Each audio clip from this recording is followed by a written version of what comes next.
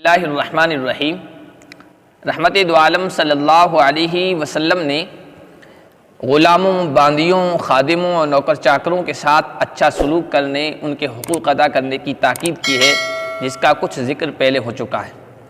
ख़ुद आप सल्लल्लाहु अलैहि वसल्लम का ग़ुलामों और खादिमों के साथ क्या रवैया था, क्या सलूक था, उसके बारे में आज गुफ्तगू होगी। हज़रत ज़ैद बिन हारिसा नबी पाक सल्लल्लाहु अलैहि वसल्लम की खिदमत में ग़ुलामी की हालत में आए थे। आप सल्लल्लाहु अलैहि वसल्लम ने उनको आज़ाद किया, और न सिर्फ आज़ाद किया बल्कि उनको अपना मुँह बोला बेटा बना लिया।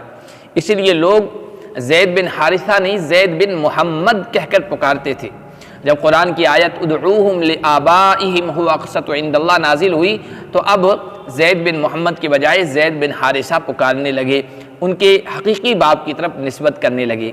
नबी पाक सल्लल्लाहु अलैहि वसल्लम को कितने महबूब थे, और आपका रवैया उनके साथ कितना शफ़क़त और मोहब्बत भरा था, कितना प्यार का ताल्लुक़ था कि अपनी फूफीज़ाद बहन कुरैश के आला ख़ानदान हसब नसब से ताल्लुक़ रखने वाली हज़रत ज़ैनब से उनका निकाह करवा दिया था। यह अलग बात है कि उन दोनों के दरमियान निभ नहीं सकी, फिर तलाक़ हो गया। उसका तज़किरा सूरह अहज़ाब में 22वें पारे में मौजूद है।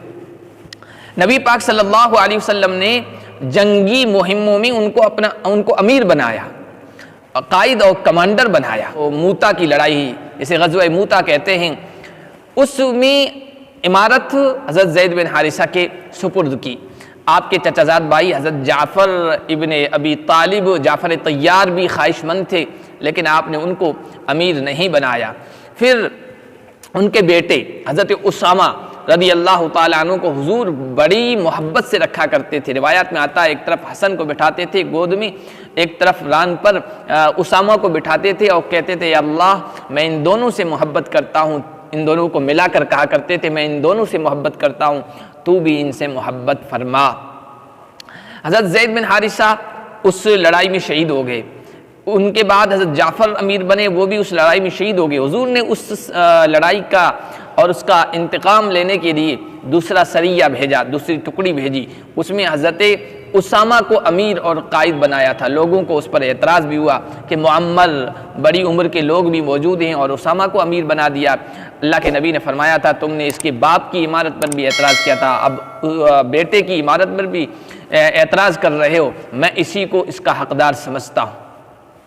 हज़रत ज़ैद और हज़रत उसामा से प्यार और मोहब्बत के और शफ़क़त के वाक़यात बहुत सारे हैं, लेकिन यहाँ उसकी तफसील की गुंजाइश नहीं है। आप सल्लल्लाहु अलैहि वसल्लम ग़ुलामों को नवाज़िशात से सरफराज फरमाते थे, देते थे, माल गनीमत आता था, उसमें भी इनायत फरमाया करते थे। ये ग़ुलामों के साथ आपका रवैया था। आम खादिम जो आपकी खिदमत में रहा करते थे, ग़ुलाम तो नहीं थे लेकिन खिदमत गुजार थे, उनके साथ आपका कैसा शफ़क़त भरा रवैया था। हज़रत अनस इब्ने मालिक नबी पाक सल्लल्लाहु अलैहि वसल्लम की खिदमत में 10 साल हाजिर रहे। अब ग़ुलाम तो नहीं थे, अंसार के एक मुअज़्ज़ज़ ख़ानदान के फ़र्द थे। आप सल्लल्लाहु अलैहि वसल्लम की खिदमत में तकरीबन 10 साल रहे हैं। सुबह शाम जलवत और खलवत में आपके साथ रहे हैं। सुबह सवेरे आ जाते थे, ज़ुहर के वक्त वापस घर जाते थे, फिर कुछ देर रहकर आते थे और असर तक नबी पाक सल्लल्लाहु अलैहि वसल्लम की खिदमत में रहा करते थे। नबी पाक सल्लल्लाहु अलैहि वसल्लम उनके साथ बड़ी मोहब्बत का और शफ़क़त का मामला फरमाया करते थे। कभी कभी उनके घर जाया करते थे, उनके यहाँ खाना खाया करते थे। दोपहर का वक्त होता था, इस्तराहत आराम फरमाया करते थे। हज़रत अनस को दुआएं दिया करते थे। खादिमों के साथ हमारा क्या सलूक होता है, ज़रा सी गुस्ताखी हो जाती है, तबीयत के ख़िलाफ़, मिजाज के ख़िलाफ़ कोई मामला हो जाता है तो हम बरस पड़ते हैं, तंबी करते हैं, डांटते हैं, मलामत करते हैं, बद्दुआएं देते हैं। नबी पाक सल्लल्लाहु अलैहि वसल्लम ने इससे मना फरमाया है कि अपनी ज़ात के बारे में और अपने खादिम और अपने माल के बारे में, औलाद के बारे में बद्दुआ नहीं किया करो। हो सकता है कि वो कबूलियत की घड़ी के मुआफ़िक हो जाए और बद्दुआ कबूल हो जाए। नबी पाक सल्लल्लाहु अलैहि वसल्लम के मिजाज और तबीयत के ख़िलाफ़ भी खादिमों से कोई बात पेश आ जाती थी, लेकिन आपने कभी उनके साथ ज़ालिमाना रवैया, जुल्म वाला, ज़्यादती वाला और नारवा सलूक वाला रवैया इख्तियार नहीं फरमाया। खुद हज़रत अनस रज़ी अल्लाह ताला अन्हु कहते हैं कि कई मरतबा हुजूर के मिजाज के ख़िलाफ़ हुआ, लेकिन आपने कभी मुझे ये नहीं कहा कि ये काम क्यों किया और ये काम क्यों नहीं किया। नबी पाक सल्लल्लाहु अलैहि वसल्लम का ये एक मामूल था कि खादिमों को दुआएं दिया करते थे।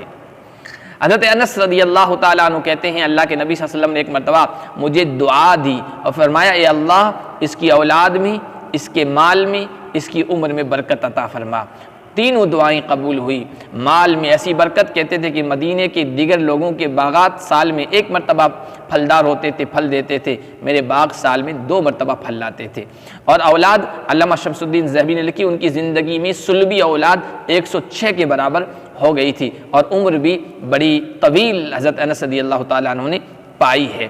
इसी तरह हज़रत अब्दुल्लाह इब्ने अब्बास बच्चे थे, हुजूर की खिदमत में कभी आया करते थे। हुजूर ने उनकी खिदमत से खुश होकर दुआएं दी है कि अल्लाहुम्मा फ़क़िहु फ़िद्दीन व अल्लिमहु तावील, अल्लाह इसको दीन की समझ अता फरमा और कुरान की तफसीर और कुरान के इल्म से इसे नवाज दे, और दुआ कबूल हुई। तो खादिमों और नौकर चाकरों को तंबीह और डांट और मलामत के बजाय उन्हें दुआ देने का मामूल नबी पाक सल्लल्लाहु अलैहि वसल्लम का था।